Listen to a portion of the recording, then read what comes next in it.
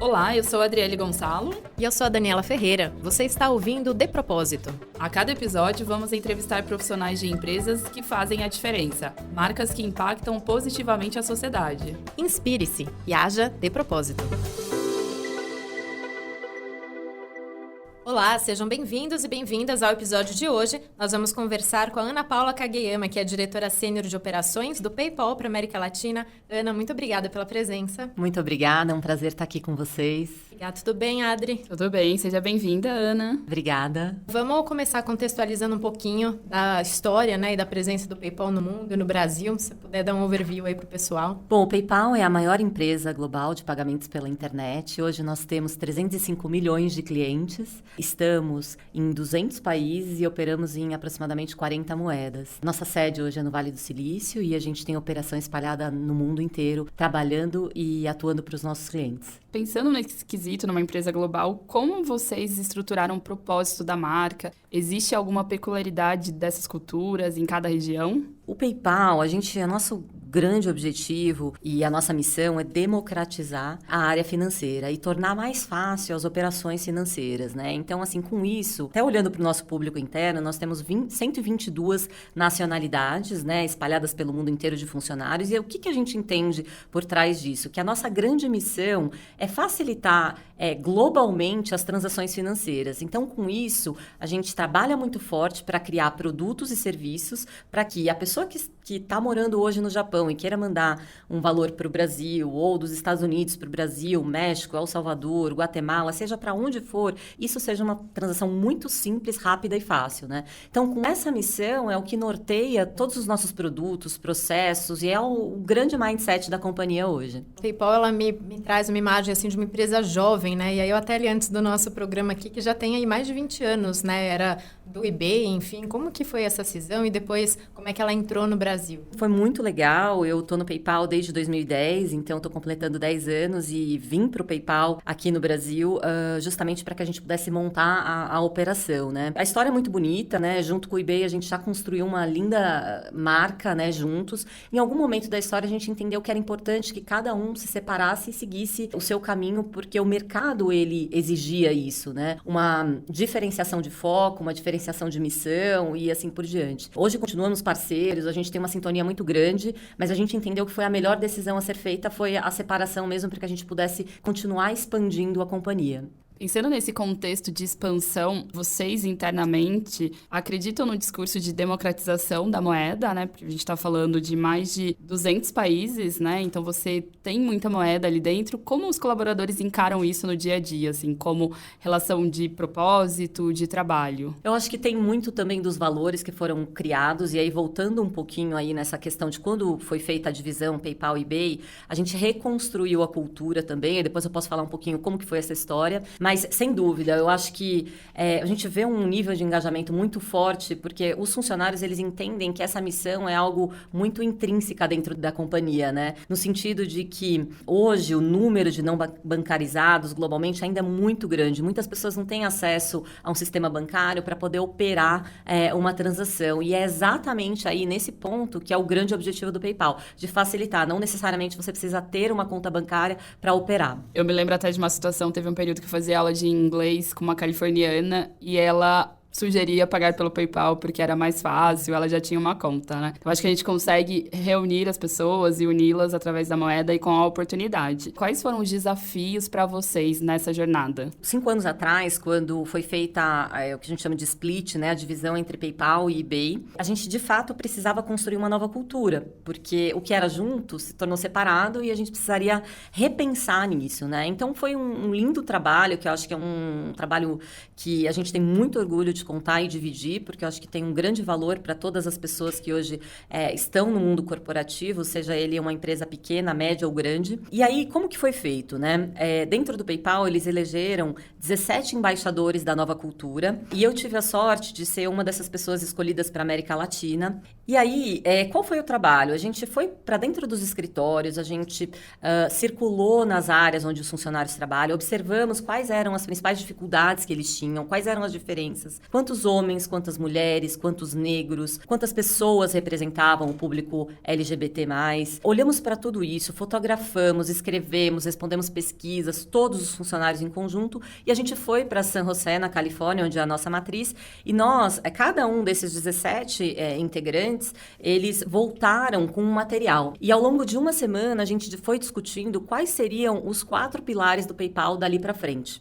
E aí, em conjunto, e fazendo um trabalho muito visual, que foi muito legal, porque ao longo de uma semana, a gente tinha um artista na sala, que ele foi desenhando visualmente quais eram os problemas, as dores, as necessidades, aquilo que a gente entendia que teria que ser mudado com essa nova cultura. E aí a gente chegou à conclusão que seriam 4 grandes pilares, que seria a inclusão, colaboração, bem-estar e inovação. Desses 4 pilares, a gente também discutiu quais seriam os grupos de afinidades que a gente ia trabalhar dentro do pilar de inclusão.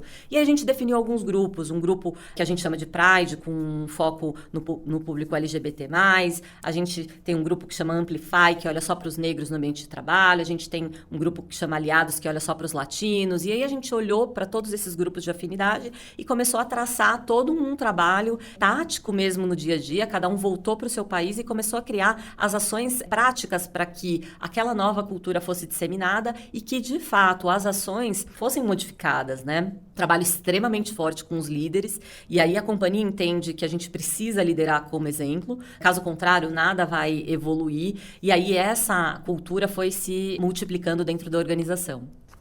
Ana, eu até vi uma passagem num dos textos de vocês na internet que fala justamente que a diversidade é um fato, né? Tá na sociedade, tá no mundo, e a inclusão é uma escolha, né? E aí acho que faz todo sentido as empresas abraçarem isso justamente porque até os próprios consumidores são pessoas aí da sociedade, né? São diversos. Como que vocês estruturaram, então, isso em relação aos líderes? Tinha alguma meta, algum objetivo específico? Um dos momentos que foi um divisor de águas dentro desse trabalho de nova cultura foi quando todos os líderes participaram de um treinamento que exatamente se chamava Diversity Inclusion, né? Diversidade e inclusão. E ali, por que foi um divisor de águas? Eu acho que no meu cenário, eu trabalhei em grandes empresas aqui no Brasil, mas no momento em que eu fiz esse treinamento, aí falando muito da minha experiência em particular, foi muito claro que eu entendi o que era diversidade, eu trabalhava com esse aspecto, mas como eu, de fato, incluía as pessoas no meu meio. Então, como que a gente tenha hoje, né, a facilidade, a tranquilidade de dizer que a gente olha hoje para dentro das pessoas e não pelo que elas são por fora. Então, acho que isso daí, esse treinamento, ele ajudou os líderes a terem essa forma de enxergar completamente diferente, né? E aí, por exemplo, a questão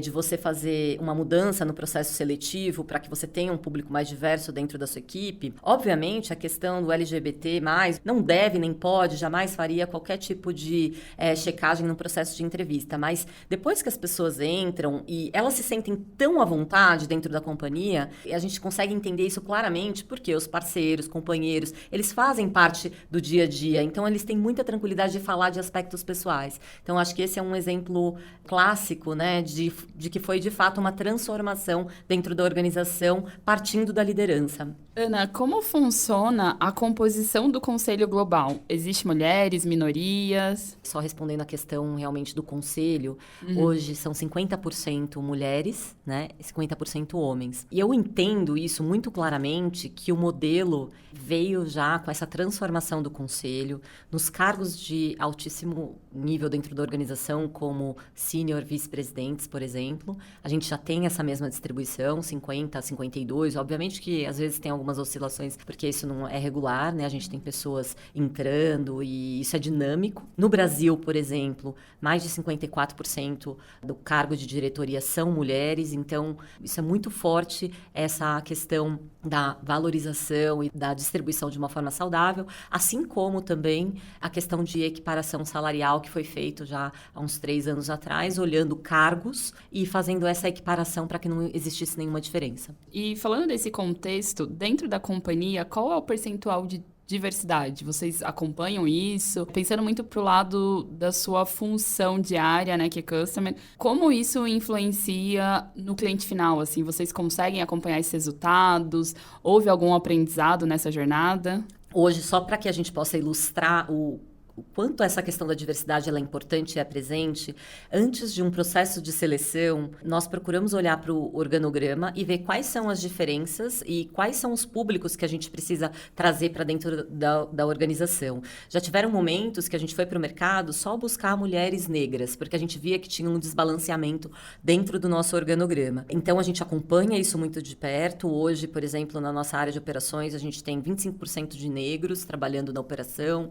A gente tem uma distribuição muito balanceada homem e mulheres, às vezes 48, 52, porque, mais uma vez, é dinâmico, mas a gente busca ter aí um equilíbrio. Nós temos hoje também, estamos trazendo refugiados. A gente pode dizer claramente que em torno de 27% são pessoas que representam o público LGBT. Então, tem um foco muito forte nessa distribuição para que a gente tenha um time diverso. E aí, voltando, a gente entende que quanto mais diverso, mais fortes seremos. E isso é muito claro para a gente, porque os resultados vêm de uma forma muito evidente no nível de satisfação de clientes. Hoje a gente é líder no ranking global de uma métrica que chama NPS, que é o Net Promoted Score, na qual os clientes respondem uma pesquisa após passarem por um atendimento no PayPal. E Ana, até para a gente aí fechar esse primeiro bloco, queria que você contasse um pouco mais desse programa dos refugiados. Bom, a questão dos refugiados é que a gente tinha uma necessidade de ter o atendimento, criar o atendimento espanhol aqui do Brasil.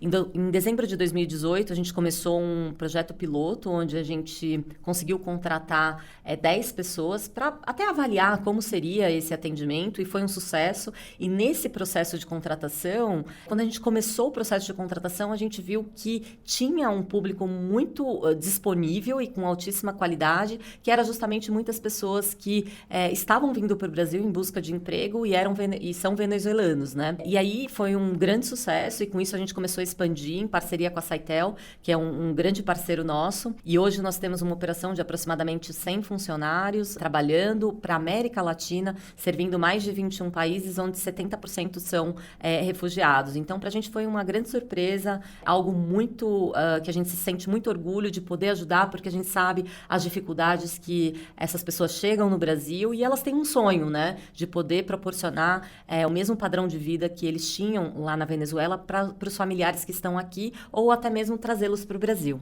A gente publica muita coisa no nosso blog, né, as histórias, o que a gente está fazendo, de iniciativas. São histórias lindas, histórias de superação. Muitos eram advogados lá, ou pessoas que trabalhavam na área de tecnologia, engenheiros, né, e que vieram em busca de um sonho no Brasil. Muitos estão conseguindo trazer seus familiares, ou ao menos poder mandar um pouco mais de suporte para essas famílias que ficaram por lá, né?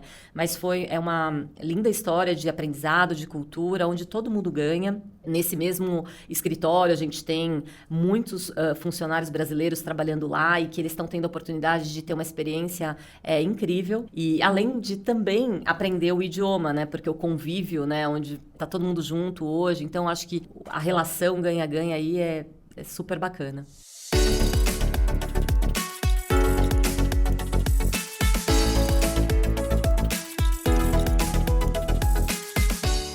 Ana, nesse segundo bloco, vamos falar um pouquinho mais sobre a sua vida pessoal, para a gente te conhecer melhor.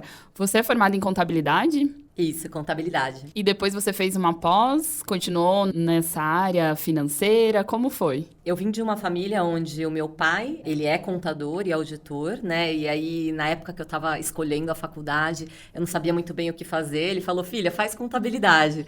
E aí foi por isso que eu fiz a faculdade de contabilidade, mas eu entrei no banco e aí acabou desviando um pouco a minha carreira. E aí, por isso que logo depois eu fui fazer pós-graduação em marketing de serviços e gestão de pessoas, uma outra pós em gestão de pessoas também. Bacana. E aí eu vi também, assim, eu dei uma olhadinha lá no seu LinkedIn, que você sempre esteve nessa área financeira, né? Assim, isso foi uma paixão? Como que você explica aí esse caminho? Eu comecei em pequenas empresas familiares, né? Ou melhor, numa pequena empresa familiar de um amigo do bairro. E aí, logo na sequência, eu apliquei para uma vaga em um banco, né, que na época era o Boston, depois virou Itaú, logo na sequência, e depois tive a oportunidade de trabalhar no Santander. Então, assim, realmente minha formação foi uma grande escola, aprendi muito nos bancos, tive a oportunidade de seguir numa carreira já e sair como líder dentro dessas organizações, mas o banco foi o que me formou mesmo na época, então foi uma experiência muito legal. Pensando na sua formação, na pós, em gestão de pessoas, isso veio da necessidade de liderar já esse time time gigante que você tem, de mais de 1.000 colaboradores, ou já era uma vontade fazer pós em gestão de pessoas? Eu sempre fui apaixonada por pessoas e eu acho que as coisas foram acontecendo de uma forma muito gradual. Obviamente, terminei a faculdade de contabilidade e aí depois fui fazer marketing de serviços porque já estava na área de operações, que foi a área que eu sempre atuei. E aí, para buscar, obviamente, um pouco mais de desenvolvimento, né, profissional, foi quando eu me aperfeiçoei mais nessa parte de gestão de pessoas. Mas, com certeza, tudo que eu fiz do ponto de vista acadêmico, ele acompanhou meu crescimento profissional. Ana, a gente sabe aí por umas vozes aí no mercado que você é uma super líder, né? Assim, muito inspiradora e só de conversar com você aqui, a gente sente essa energia, assim. Tem alguma coisa que você identifica, assim, que foi um ponto da virada, alguma coisa que você fala, poxa, eu sou desse jeito, o meu estilo de liderança é esse? Assim, eu sou realmente completamente apaixonada pelo que eu faço. Sou completamente apaixonada por pessoas. Isso, eu acho que esse conjunto de fatores e de estar numa empresa onde eu tenho abertura, eu tenho facilidade de navegar e de implantar tudo aquilo que eu acredito, eu acho que essa composição ajuda demais, né? Agora, uma das coisas que eu entendo e também acredito que faz toda a diferença, né? É a paixão pelo resultado, é o prazer de entregar, é a conquista. Tudo isso como consequência, ter feito parte da história do PayPal no Brasil, de começar numa companhia, sair de uma companhia com 65 mil funcionários, entrar em uma com 5 e construir essa história. 5 pessoas, não 5 pessoas, mil. né? 5 pessoas. Eu acho que isso é uma coisa muito legal, né? Então, você vai se apaixonando, você vai vendo quanto o resultado pode fazer com que as coisas fiquem mais fáceis e cresçam, né? Então, quando a gente olha hoje o time, toda a história que a gente pôde construir ao longo desses anos, é algo que dá muito orgulho pra gente. Pensando nesse contexto, né, de uma liderança mais aberta e tudo mais, como você equilibra isso com a sua vida pessoal? Existe aí alguma fórmula mágica que a gente possa seguir? É difícil falar de equilíbrio, né? Mas eu me policio para fazer algumas coisas que eu entendo que são de extrema importância, né? Ao menos 2 vezes por semana eu tô indo buscar minha filha na escola, a agenda dela é algo de extrema importância, então, assim, para todas as viagens que eu faço, a primeira coisa que eu olho é a agenda da minha filha, se tem algum evento que vai acontecer e que eu preciso estar presente, eu acho que isso é importantíssimo para mim. E aí, realmente, dependendo da situação, eu não vou poder comparecer e aí eu vou priorizar a minha família, né? Então, acho que esse balanceamento eu trago muito eles para minha vida também profissional. Então, assim, domingo mesmo a gente teve um evento que eu estava no Teatro Municipal e aí tinha que fazer aquela apresentação. Eles estavam junto comigo. Então, assim, o fato de trazer a família junto em muitos momentos, isso faz com que você acabe balanceando, né? E quando eu tenho que parar, eu paro mesmo e me dedico para eles, porque não só para minha filha, como para o meu marido, para os meus pais, para todos que estão ali presentes no dia a dia, né? Ana, você tem algum hobby, né? Se é que sobra algum tempinho, alguma coisa que seja um prazer seu? Hoje eu não abro mão da yoga, né? E eu amo cozinhar também, mas a yoga, apesar de todas as pessoas que me conhecem falam, Ana, você é muito calma. Mas a yoga me trouxe uma tranquilidade, assim, espiritual e do treino da respiração que faz com que realmente as ideias fiquem cada vez mais organizadas. Então, acho que eu não abro mão das minhas aulas de yoga que fazem um bem tremendo. Já temos aí um primeiro passo, né? Que é fazer aula de yoga. Pensando nesse contexto de equilíbrio e tudo mais, para quem está iniciando a carreira, qual seria sua indicação ou um insight? O que você aprendeu na sua jornada que vale falar para esse estudante que está estudando agora, que está pensando para onde ir nos desafios da profissão? Entender exatamente o que você quer, aonde você quer trabalhar, o que você quer ser, onde você quer estar no futuro, se é aqui no Brasil, fora do Brasil, se é numa empresa global, se é uma empresa local, se é numa área administrativa, se é sendo líder, se é carreira solo, seja o que for,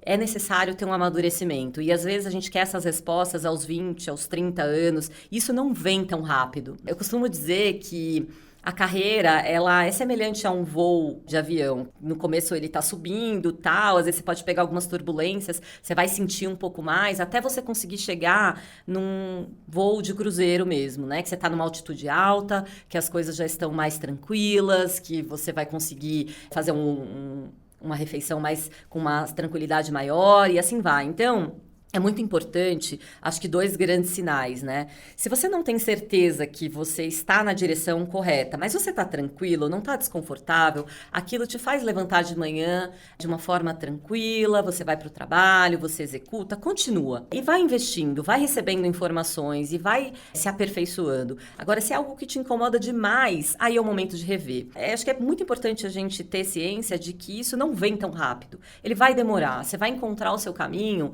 sei lá, no meados dos 30 anos, que você vai falar, cara, é isso que eu gosto, é isso que eu amo, e a paixão não tem erro. Quando você tem paixão pelo que você faz, não tem como não dar certo, né? Então, acho que essa é a principal mensagem que eu poderia passar para as pessoas que estão começando a carreira. E, Ana, eu tenho uma sensação, assim, que a gente fala muito de propósito, tanto é que é o próprio nome, né, do nosso programa aqui, mas às vezes acaba vindo até como mais uma obrigação da vida, sabe? De todo mundo sentar e do nada bolar em um propósito, né? É muito difícil, aos 20, 25 anos, você entender exatamente qual é o seu propósito. Você tem que fazer uma combinação de várias situações, de experiências de vida, de situações que você se apaixonou, que você curtiu, que você falou, cara, é isso mesmo que eu quero fazer, para que você realmente possa entender qual é o seu propósito, né? Então, hoje, para mim, é muito claro, né, que é estimular nas pessoas a paixão pelo resultado, a paixão da entrega, o quanto isso pode trazer de consequência para o local onde você vive. Então, hoje, para mim, é muito evidente que quanto maior o resultado que a gente conquista no nosso país, na nossa região, mais trabalho, mais emprego a gente vai trazer também para cá, né? E o quanto é importante as pessoas se prepararem para o que vai acontecer no futuro. Então, por isso da importância da comunicação com o time, com as pessoas, com a família, com as pessoas que estão no seu meio, para que eles todos entendam qual é o caminho que você quer seguir, qual é o seu sonho e aonde você quer chegar, né? Pensando nesse contexto de se preparar para o futuro, em mundo VUCA, você trabalha em uma empresa de tecnologia, né? Como você se atualiza? Onde você vai buscar saber mais sobre inovação? O que está acontecendo no mundo? Conversando o tempo todo. Conversando com a minha filha, conversando com os meus amigos, conversando com os meus funcionários, escutando o que o cliente está falando, escutando as dores do cliente. A gente fica, pelo menos, 1 hora por semana escutando o que o cliente está precisando. Então, assim, acho que não tem atualização melhor no mundo do que você, de fato, conversar com todas as pessoas que fazem parte da sua cadeia, né? As pessoas que trabalham para você, as pessoas que você encontra todos os dias. Então, na minha opinião, eu acho que essa é a melhor atualização, é conversar. Você acha que até ter contato com essas pessoas tão diferentes, assim, mudou alguma coisa na sua vida? Isso é algo que não tem como dizer que a experiência mesmo dos refugiados, né? Quando a gente conversa com as pessoas e a gente consegue entender também uma parte das dores que eles sentem. A Venezuela é um país pequeno, eles estão próximos do mar, eles têm hábitos diferentes. E aí, quando eles chegam numa cidade como São Paulo, imensa, com trânsito, lá não tem trânsito, aqui tem. Então, assim, esses aprendizados, como eu faço com que essa pessoa tenha um equilíbrio saudável na vida dela e com N dificuldades que eles enfrentam, né? Muitos deles com um filho lá e não podendo trazer para cá. Essas conversas, elas são muito enriquecedoras para que a gente possa valorizar a cada minuto, a cada momento da nossa vida e entender exatamente o que de fato é um problema e o que é apenas uma situação do dia a dia. Bom, Ana, a gente chegou ao final aí do nosso programa. Nossa, muito rico, adorei a conversa. Obrigada mesmo por ter aceitado o nosso convite. Parabéns pelo trabalho. Ana, obrigado pela participação. Foi uma conversa inspiradora. Anotei várias coisas aqui para seguir, de como se atualizar, muito sobre diálogo.